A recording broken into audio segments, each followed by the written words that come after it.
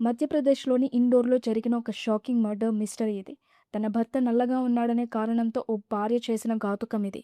ఇండోర్‌కు చెందిన దేవ్ కృష్ణ ప్రియాంకకు 11 ఏళ్ల క్రితం పెళ్లైంది. వీరికొక చిన్న పాప కూడా ఉంది. కానీ పెళ్లైనప్పటి నుండి ప్రియాంకకు భర్త రంగు అంటే నచ్చేది కాదు. "నువ్వు నల్లగా ఉన్నావు, నాకు సెట్ కావు" అంటూ రోజూ గొడవ పడేది. ఈ క్రమంలోనే ప్రియాంకకి కమలేష్ అనే వ్యక్తితో అక్రమ సంబంధం 2020లో ఏర్పడింది. ప్రియుడితో కలిసి ఉండడానికి భర్తను అడ్డు తొలగించుకోవాలని స్కెచ్ వేసింది.